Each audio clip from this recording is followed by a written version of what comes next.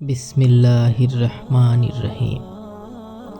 সব প্রশংসা সেই মহান রবের, যিনি আমাদের সৃষ্টি করেছেন, জীবিকা দান করেছেন এবং পথ দেখিয়েছেন।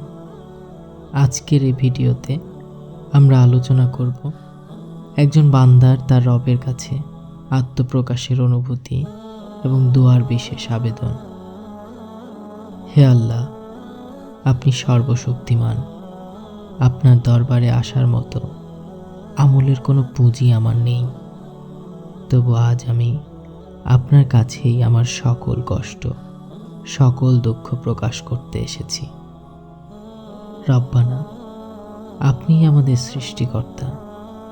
আপনি জানেন আমার হৃদয়ের সব গোপন কথা। আমরা যেসব কষ্ট মুখে বলতে পারি না, সেসব কষ্টও আপনি জানেন। হে আল্লাহ, একমাত্র আপনিই জানেন আমার দুর্বলতা। দুনিয়ার মানুষের সামনে আমি হয়তো অনেক শক্তিশালী, সফল, হাস্যোজ্জ্বল, কিন্তু আমার অন্তর যে কাঁদছে তা তো শুধু আপনি দেখেন। কখনো কি গভীর রাতে আল্লাহর কাছে মোনাজাত করেছেন? এমন এক সময় যখন চারপাশ নীরব, কেউ আপনার কান্নার শব্দ শুনতে পাচ্ছে না, শুধু আল্লাহ। হে রব, আমি দুর্বল, আমার চেষ্টা সীমিত, কিন্তু আপনার রহমত সীমাহীন। আমি চাই আপনি আমাকে শক্তি দিন, এমন শক্তি যা আমাকে গুনাহ থেকে দূরে রাখবে, এমন শক্তি যা আমার অন্তরকে শান্তি দেবে। আমাদের জীবনের প্রতিটি মুহূর্তই পরীক্ষার মতো। কখনো আমরা সফল হই, কখনো বা ব্যর্থ, কিন্তু আমাদের ব্যর্থতার সময় যদি আমরা আল্লাহর কাছে ফিরে যাই, তাহলে সেই ব্যর্থতা হয় আমাদের জন্য রহমত।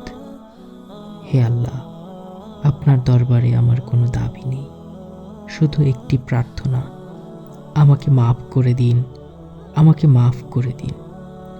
আমার দোষ ত্রুটিগুলো শুধরে দিন। আপনি যে পথে খুশি হন সেই পথে আমাকে পরিচালিত করুন। প্রিয় দর্শক, আল্লাহ আমাদের দুঃখগুলো জানেন। আমাদের করণীয় হলো তার কাছে ফিরে যাওয়া এবং তার কাছেই সাহায্য চাওয়া। তাই আসুন আমরা রবের প্রতি ভরসা করি এবং তার কাছে সব কিছু প্রকাশ করি। ভিডিওটি যদি আপনার হৃদয়ে ছোঁয়া দেয়, তাহলে এটি শেয়ার করুন এবং অন্যদেরও এই বার্তা পৌঁছে দিন।